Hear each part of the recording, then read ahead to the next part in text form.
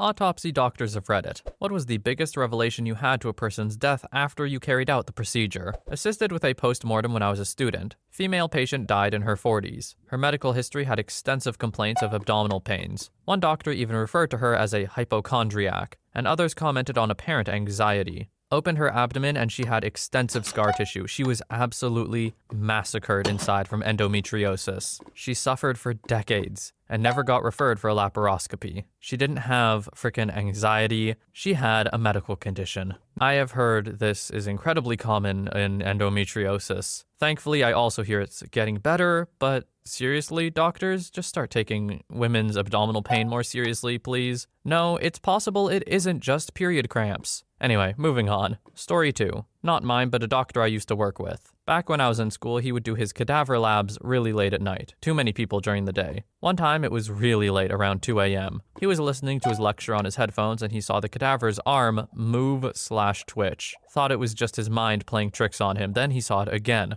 Proceeded to run away in a panic. He told a few of his classmates what happened, but nobody believed him. Next day, they did a group cadaver lab with the same cadaver. The arm twitched yet again. The professor did some digging and it turns out the patient's pacemaker was still fully functional and occasionally fired, causing the arm to twitch. He was so relieved. He thought there was a zombie in there. Story 3. I may be late to the party, but I finally have a good story to tell. In medical school, my group's cadaver was an 80-plus-year-old female who was extremely unfit. Morbidly obese with muscles half the size of any other cadaver's. Her pectoral muscles were paper thin to get some reference. We figured she was bedridden during her last few months, which would somewhat explain these findings. When we started our neurology unit and began to dissect the infratemporal fossa, I discovered a small metal pellet under the skin behind her right ear. My tank mates and I went on to find dozens of these metal pellets strewn around her head's anatomy, with some lodged into the cranium and others into the bones of her face. We contacted her living relatives to get some clarification, and they ended up revealing that when this lady and her brother were children, they said she was 8 years old, they were playing with an old decorative rifle that the family had mounted above their fireplace. Long story short, the brother accidentally discharged the rifle into the girl's face. The aftermath was this lady was blind and wheelchair-bound for the rest of her life, and the pellets weren't all removed. It was an interesting dissection with that information from then on, but a sobering moment in reminding our class that our cadavers are humans with their own struggles and rich lives. If you're considering donating your body to science, please know we don't take the responsibility lightly, and a million thanks aren't enough. Donating my body to science. Never thought about it. I registered as an organ donor, which, by the way, if you haven't done that yet and you want to, go ahead and do it. Just take the time, pause the video. Okay, plug's done, moving on. But yeah, I've never thought about donating my body to science. That could be interesting. I don't have any qualms about that. That is brutal, though, to get shot in the face at 8 years old by your presumably 8 or 10 or some-year-old brother. Like, who's gonna stop that other than the adults? And if they don't, then you just live the rest of your life like that. That's awful. Story 4. While in med school, we had to observe an autopsy and could assist. One of the lectures was to observe for head trauma. You do this by hitting the skull with a hard object, scissor or the like. A hollow sound is normal, but a dull sound indicates trauma. One of the other students did this exam and found a dull sound. The coroner himself had not yet examined the person and was very surprised, as he was not informed by the police of head trauma. They then continued to examine the head and they found a gunshot wound through the skull. All of a sudden, the person was a crime scene and they had to call the police again and leave the person as untouched as possible. I believe it was later confirmed that the person had shot himself, but it could have been a murder. Story 5. Masters in forensic pathology here. You'd be surprised to know the number of people that have life-threatening issues that never were diagnosed and they didn't even die from them. Seen an older guy who died of pneumonia in the hospital. On autopsy, the guy had both an enlarged heart and a couple of medium-sized aneurysms in the brain. Another guy in his 70s apparently came into the ER and had chest pain and then died shortly after. Died of a heart attack, but also had cancer. In less natural circumstances, though, saw a guy who had been shot in the head a couple of times. 3 definite entries and a blown-out skull, but police only found 1 bullet. Couldn't find the other bullet in his head at all. Assumed the police missed it. Went on as normal with the autopsy until we got to the chest cavity. The other bullet was just chilling beside his lung. Turns out it entered the skull, hit the inside, ricocheted down his neck and into the chest. That was pretty wild. You know how some people survive gunshot wounds to the head and it's just a miraculous thing? This is the opposite of that. For every person who is like, oh, if it was a half an inch to the left, you would have died. There's this guy who's like, yeah, you stood no chance. You were dead like 3 times over. It was bouncing around in there. It ended up next to your lung. It was over. Story 6. My wife is a pathologist assistant, and during her schooling carried out the autopsy of a newborn that died minutes after birth. The mother was desperate for a child and had a history of multiple miscarriages at different terms. This was her first time making it full term, and all prenatal checkups revealed no problems. The delivery was difficult but successful, and the baby was alive for a short time. Skip to autopsy. All signs point to baby being fully developed. Get to the abdominal cavity, and the liver is lacerated and hemorrhage everywhere. During the difficult delivery, the residents used too much force with the forceps to pull the baby out. The ruptured liver caused the baby to bleed out internally. Wife was enthusiastic about autopsy up to this point, and now has no interest. I am nearly in tears. I don't know what else to say. What a horrible, unfortunate situation for this poor woman. Those doctors are probably going to be more careful in the future, I'd bet. Or at least I would hope. Story 7. Not exactly an autopsy per se, but it was a patient found unresponsive with CPR in progress by EMS. The man was clearly homeless based on his appearance and smell. He had reportedly not been seen for several days by his friends and was eventually found behind a fast food restaurant dumpster. We were able to briefly get a pulse back, and when the nurse cut his pants off to place a catheter, we saw the cause. He had fashioned some sort of makeshift dong ring out of the neck of a plastic bottle. It was way too tight and completely cut off the circulation. The dong was fully black and necrotic. I did a bedside ultrasound and found his abdomen full of free fluid, which is bad. Most likely his bladder had ruptured from being unable to urinate for days. His labs suggested he was in septic shock and full-blown renal failure as well. He did not survive much longer than that. Story 8. Sheep farmer. I have to know how to do a necropsy for when something dies to know if it's something that could spread. Had an ewe fall over dead after losing a ton of weight and after treating her for everything under the sun. She would gasp for air and struggle to breathe, but antibiotics, steroids, and anti-inflammatory drugs didn't touch it. She finally passed away, and I cut her open to see what the hell happened, fully expecting to see her lungs riddled with stuff. Her heart was 5 times the normal size and hard as a river stone. My guess is she'd had the issue her whole life, and it didn't unalive her until she was 2. Story 9. In college, I took a figure drawing class, and the teacher was adamant that you couldn't draw the figure if you didn't know what was in it. So he drug us over to the anatomy lab and had the anatomy teacher show us 2 cadavers that were being dissected by their med students. When it came time to ask questions, of course, have you ever found something weird? It came up. The story is as follows. They get a body, and for legal reasons, they aren't told much about the person aside from medical history. They were told that the old man was sort of a rock star type and a one-hit wonder from his youth, and to use extra discretion with him in particular / not tell the students who might recognize him. The lab is full of 20-year-olds, so nobody knew. Unsure if the teacher even knew, but it didn't sound like she did. They wrote it off as non-useful information aside from his lifestyle. He had drug use and alcohol use in his life, and they were told he partied a lot. Cool. The body has a raging hard-on, like 100% of the time. Teacher doesn't think much of it aside from that he was particularly endowed, and everyone wrote it off as not important to their studies. So they go through the general dissection that they do. One kid wants extra credit, and the teacher said, sure, dissect his dong and see why it's still hard. Then you can write a report. Apparently they don't normally do that kind of stuff for the particular class, so the dong itself would go untouched from their dissections, and as such would always be a mystery. Kid finds an actual rod that he had medically inserted under the table, not in medical records. Also, he could always have a hard-on and get it up while on drugs. They suspect it was done over 30 to 40 years prior to his death. They removed it and kept it in the lab, I believe to show their students as part of a section on under-the-table medical surgeries. Anyway, that was probably the best day in figure drawing class I've ever had. Wow, guy really took party hard to heart. Story 10. I'm a pre-med student, and one time while shadowing a forensic pathologist, 3 days before Christmas, he was doing an autopsy on an automobile versus pedestrian accident. The man's face was completely smashed in. When they take samples of the brain, they cut the skin, pull it over the face, and then cut off the top of the skull. When they did that, the skull was basically shattered, and bone fragments pulled back with the skin, and when they cut off the skull cap, the brain was obviously damaged, and the eyeballs had been pushed back / fallen through the orbits and into the cranial cavity. The guy also had $10,000 in cash in his jean pockets. According to police, he had a record involving drugs, so the theory was either a drug deal gone bad or he stumbled into the road while under the influence. Story 11. Worked at an animal hospital. They did necropsies for zoos all the time. An alligator died and they shipped it to the hospital, refrigerated, etc. to stop the decay. They took it out and put it up on the table. After doing all the paperwork, they started opening up the gator. After the first cut, the alligator opened its eyes. Turns out it wasn't dead. The zoo vet mistook an illness for death, and the low temperature put it basically into a coma.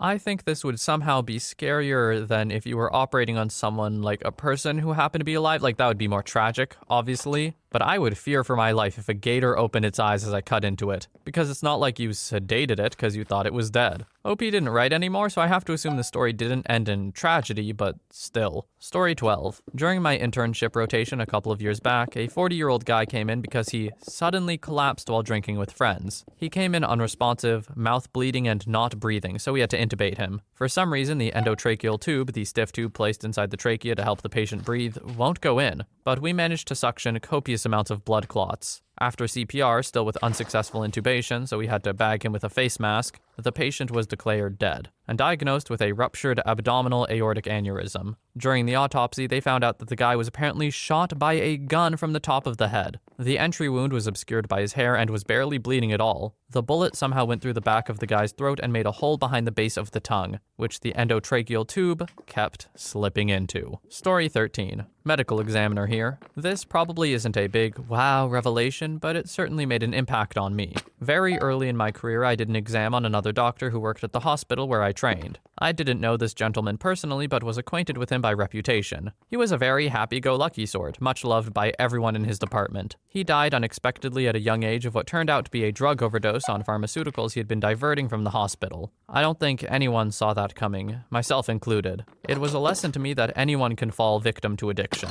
It's hard to know what anybody's private struggles are. Story 14. Not an autopsy doctor, but did take anatomy and physiology too with the lab in college. The lab was working on cadavers being prosected by more advanced students. A prosection is the dissection of a cadaver, human or animal or part of a cadaver, by an experienced anatomist in order to demonstrate for students anatomic structure. Anyway, one of the cadavers, we had a male and a female for obvious reasons, was a big old linebacker looking dude. Like an old bodybuilder type. If I recall, his age at the time of death was late 50s. His heart has been removed by the anatomist, and we were examining it because it was very enlarged and contributed to his death. We all had to hold it in our hands to feel the heft, like size and weight, and compare it to the heft of the female's heart, which was normal sized, about like a large apple. The male's heart, for comparison, was the size of a small cantaloupe. I went first for whatever reason, and the instructor lifted the enlarged heart out of its preservative bath and placed it in my hands. I damn near dropped the thing when it shocked me with what felt like a jolt of electricity. I, understandably, I think, made a startled noise, and the instructor took the heart back before I could juggle it onto the floor. "Oh," she said,